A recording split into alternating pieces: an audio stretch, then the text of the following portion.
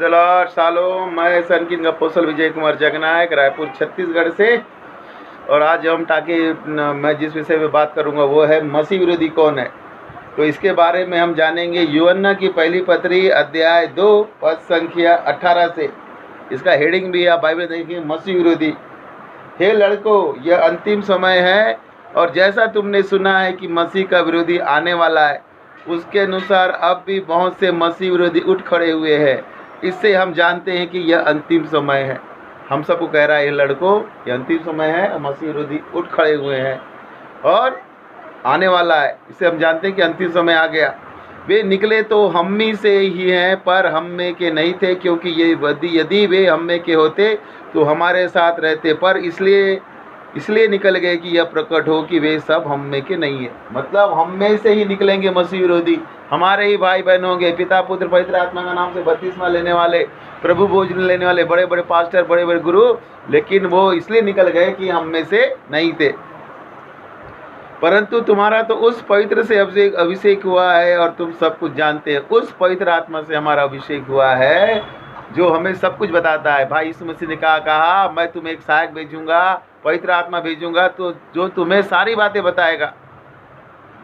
मैंने तुम्हें इसलिए नहीं लिखा कि तुम सत्य को नहीं जानते, पर इसलिए कि उसे जानते हो, इसलिए कि कोई झूठ सत्य की ओर से नहीं होता। इसलिए यूहन्ना ने लिखा है पत्री की, तो हम जानते हैं, फिर भी इसलिए लिखा कि हर झूठ सत्य से उत्पन्न हो ही नहीं सकता। झूठा कौन है? केवल वह जो यीशु मसीह का होने का इनकार करता है, और मसीह का विरोधी वही है जो पिता और पुत्र का इनकार करता है। जो कोई पुत्र का इनकार करता है उसके पास पिता भी नहीं, और जो पुत्र को मान लेता है उसके पास पिता भी है। जो कुछ तुमने आरंभ से सुना है वही तुम में बना रहे। जो तुमने आरंभ से सुना है, यदि वो तुम में बना रहे तो तुम भी पुत्र में और पिता में बने रहोगे, और जिसकी उसने हमसे प्रतिज्ञा की है वह अनंत जीवन है। इस बात को अब समझिए थोड़ा सा। बाइबल उत्पत्ति से लेकर प्रकाशित वाक्य तक 66 किताब है।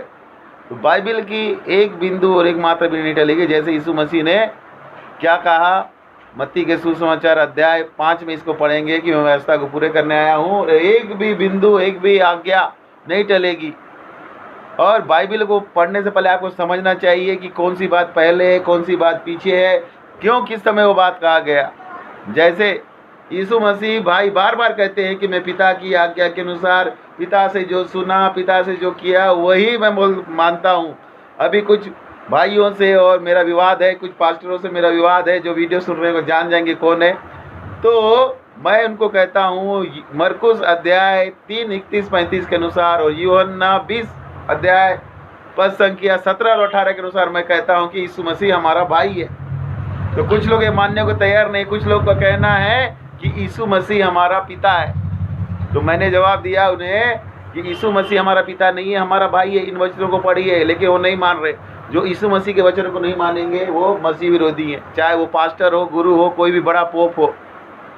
तो उनका कहना है कि तुमने मुझे देखा तो पिता को देखा, इसलिए वो हमारा पिता है। गलत है। जैसे मैं हूँ, आप हैं, जितने भी सुनने वाले हैं, हमारा जो शरीर होता है वो हमारे माँ बाप के अनुसार होता है। यीशु मसीह ने ऐसे बोला कि अगर आपने मुझे देखा तो मेरे पिता को देखा। जैसे कई लोगों को हम फोटो भेजते हैं तो आप सामने वाले बोलते हैं, अरे भाई साहब ये तो आपके जैसा दिखता है, फोटो कॉपी है। इस भावना में यीशु मसीह ने बोला। ये नहीं बोला कि मुझे देखा तो मैं पिता हूँ, ऐसा नहीं बोला। कई लोग यीशु पापा पापा बोल के बात करते हैं, गलत है, रॉन्ग है। यीशु मसीह भाई ने खुद बोला। और कई लोग बोलते हैं, एक वचन और लेते हैं, जब यीशु मसीह भाई क्रूस पर मर रहे थे तो मरियम को बोला, हे नारी, ये यूहन्ना तेरा पुत्र है। तो उसको बोलते हैं कि देखो इसको बोला, तो उसको उस समय माँ के मतलब क्यों नहीं बोला कि मैं तुम्हारा भाई हूँ। और जब पुनर्जीवित होकर यीशु मसीह ने मरियम मगदलीनी को कहा कि मैं अपने पिता और तुम्हारे पिता के पास जाता हूँ, और ये भाई अपने को भाइयों को बताना, तो मरियम मगदलीनी ने वो बात यीशु मसीह के भाई बहनों को नहीं बताई, वो बात उसको चेले को बताई। पतरस और 12 चेलों को बताई, 11 चेलों को, यूदा इस्करियोती मर गया था, 11 चेलों को बताई। तो उसके भाई बहन कौन हुए? चेले, और वो लोग जो परमेश्वर का वचन सुनते और मानते हैं। इसीलिए जो कोई इस वचन का इनकार करता है कि यीशु मसीह मेरा भाई नहीं है, वो मसीह विरोधी है। मैंने ये बातें तुम्हें उनके विषय में लिखी जो तुम्हें भरमाते हैं। ऐसे लोग हमको भरमार रहे हैं।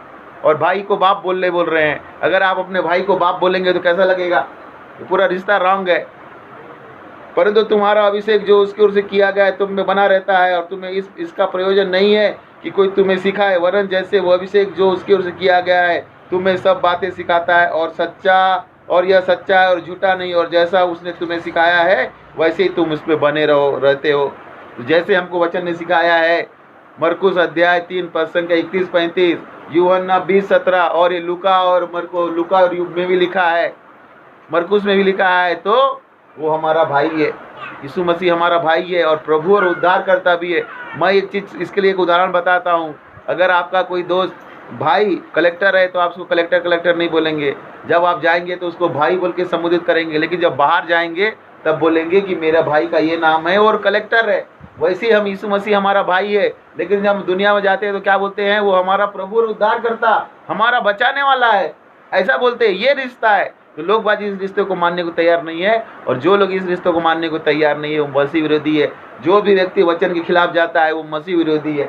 जो भी शांति से वचन को नहीं सुनता, जब हम वचन सुनाते हैं वो गुस्सा होने लगता है, तो उसमें मसीह विरोधी और भरमाने वाली आत्मा है। चाहे कोई भी पास्टर हो, गुरु हो, कोई भी हो, अगर आप उसको वचन के अनुसार बोल रहे हैं और वो नहीं मान रहा है तो।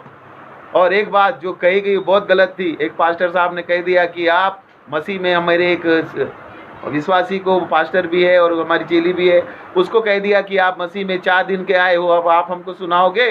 तो इसके लिए पढ़िए आप यूहन्ना मत्ती का सुसमाचार अध्याय 20, जिसमें बारी का दृष्टांत है, जिसमें किसान सब लोगों को बुलाता है और सबको उनकी कहे अनुसार देता है। तो जो मसीह में पहले आए, जो दिन भर काम करते हैं उसको भी 100 दिनार, जो लास्ट में 1 घंटा काम करता है उसको भी 100 दिनार। तो दिन भर काम करने वाला पूछता है कि मैंने दिन भर काम किया और मेरे को 100 दिनार मिला, उसको भी 100 दिनार दिया, उसने तो 1 घंटा काम किया। तो मकान का जो किसान क्या बोलता है? मैंने तेरे साथ क्या गलत किया मित्र? जो तेरा है तू लेके चले जा, तू मेरी भलाई पे सवाल क्यों उठाता था? क्या मुझे अपनी संपत्ति को देने का हक नहीं है? वैसे ही अगर आप मसीह में पहले आए हैं तो मसीह के उस आनंद को, उस अनुग्रह को आप 16, 17, 20 साल से महसूस कर रहे हैं। और वो आदमी पापों में जकड़ा हुआ था और मसीह यीशु भाई ने उसे छुड़ाया, और वो अभी आया है तो उसको भी उसने बराबर दी, वही पवित्र आत्मा दिया, वही अनंत जीवन दिया। तो आपको तकलीफ क्यों है? इसलिए लिखा गया है अगले पिछले होंगे, पिछले जो होंगे मध्य, जो अगले हैं नए। इसलिए नए लोग आके राज्य में की संतान बन जाएंगे और पुराने लोग नरक में धकेल दिए जाएंगे। क्या बोलने का हक था उन्हें कि क्या अगर आप किसी को आप बोलते हैं कि वो पुराना है, मैं पुराना हूँ, तुम नया हो, ऐसा मसीह ने कहाँ सिखाया है कि सामने वाले को बोले कि तू पुराना नया है? तो नई आत्माओं को आप जीतते हैं तो ऐसा बोलेंगे? तो ये रॉन्ग है। एक पास्टर होकर आपने ऐसा किया, बहुत गलत है, और वचन को सुनने को तैयार नहीं है। हमने बताया कि ये अध्याय 20 मत्ती का सुसमाचार सब पे लागू होता है, कोई नया पुराना नहीं। जो पवित्र आत्मा का अभिषेक पाया हुआ है, जिसको प्रकाशन है, उसके आपको सुनना चाहिए। पवित्र आत्मा चलाता है, ये गलत है। तो ऐसे लोग मसीह विरोधी हैं, चाहे वो अपने माने ना माने, वो नरक चले जाएंगे। अब परमेश्वर की संतान कौन है? अतः हे बालकों उस पे बने रहो, जब वो प्रकट हो तो हमें हिवा हो, हम और उसके आने पर उसके सामने लज्जित ना हो। यदि तुम जानते हो कि वह धर्मी हो तो यह भी जानते हो कि जो कोई धर्म का काम करता है वह उससे जन्मा है। और अध्याय 3 में देखो पिता ने हमसे कैसा प्रेम किया कि हम परमेश्वर की संतान कहलाए, और हम है भी। इस कारण संसार हमें नहीं जानता क्योंकि हमने उसे भी नहीं जाना। हे प्रियो, अब हम परमेश्वर की संतान है और अभी तक यह प्रकट नहीं हुआ कि हम क्या कुछ होंगे। इतना जानते हैं कि जब प्रकट होगा तो हम उसके समान होंगे, क्योंकि उसको वैसा ही देखेंगे जैसा वो है। और जो कोई उस पर यह आशा रखता है वो अपने आप को वैसा ही पवित्र करता है जैसा वो पवित्र है। हम पवित्र हैं, परमेश्वर की संतान है, और भाई यीशु मसीह को बादलों पे आते हुए देखेंगे और हम उसके साथ जाएंगे। जो कोई पाप करता है वो व्यवस्था का विरोध करता है, और पाप तो व्यवस्था का विरोध है। तुम जानते हो कि वह इसलिए प्रकट हुआ कि पापों को हर ले जाए, और उसके स्वभाव में पाप नहीं है। जो कोई उसमें बने रहता है वह पाप नहीं करता। जो कोई पाप करता है उसने न तो उसे देखा न उसको जाना है। हे बालकों, किसी के भरभा में ना आना। जो धर्म के काम करता है वही उसी समान धर्मी है। जो कोई पाप करता है वह शैतान की ओर से है, और क्योंकि शैतान आराम से ही पाप करता है। परमेश्वर का पुत्र इसलिए प्रकट हुआ कि शैतानों के कामों को नाश करे। परमेश्वर का पुत्र बोला गया है। अब पुत्र को आप पापा पापा बोलोगे, यीशु पापा बुलाओगे तो रॉन्ग है। बेटा को बाप बोले, क्या लिखा है? परमेश्वर का पुत्र इसलिए प्रकट हुआ। वो पुत्र कौन है? यीशु मसीह हमारा भाई वो पुत्र है, जो प्रभु और उद्धार करता है। जो कोई परमेश्वर से जन्मा है वो पाप नहीं करता, क्योंकि उसका बीज उसमें बना रहता है, और वह पाप कर ही नहीं सकता क्योंकि परमेश्वर से जन्मा है। इसी से परमेश्वर की संतान और ज्योति की संतान जाने जाते हैं। जो कोई धर्म के काम नहीं करता वो परमेश्वर से नहीं, और न वो जो अपने भाई से प्रेम रखता है।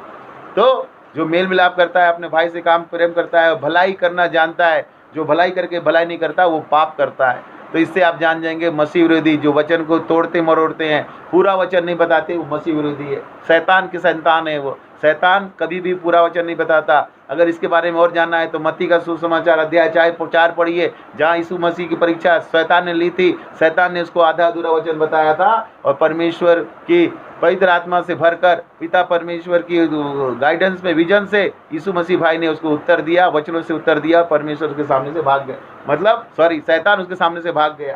तो शैतान का सामना करना है तो वचनों को जानिए। और बाइबल 1 से लेकर 66 पुस्तक है, उत्पत्ति से लेकर प्रकाशित वाद तक पढ़िए। तो इस अध्याय को पढ़ने से आप जब पढ़ेंगे यूहन्ना की पहली पत्री अध्याय 2 पद संख्या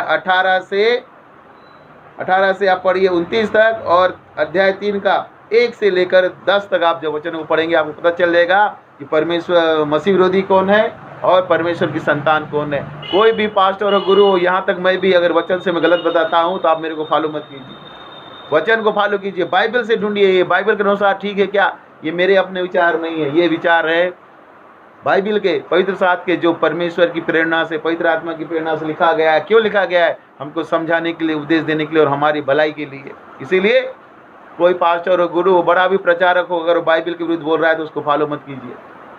तो आज के लिए इतना ही, और इस चैनल को लाइक कीजिए, सब्सक्राइब कीजिए और शेयर कीजिए। एंजल बोलिए, लाइक कीजिए, सब्सक्राइब कीजिए और शेयर कीजिए। और परमेश्वर का वचन कभी छुपता नहीं है, ये उजाला है जो पूरे दुनिया को दिखेगा, और अंधकार में ज्योति चमकती है। तो सबको प्रेज द लॉर्ड। सालो, मैं सन की अपोस्टल विजय कुमार जगनायक, रायपुर छत्तीसगढ़ से आपको जय मसीह। Bye bye, praise the Lord. Shalom सालोम।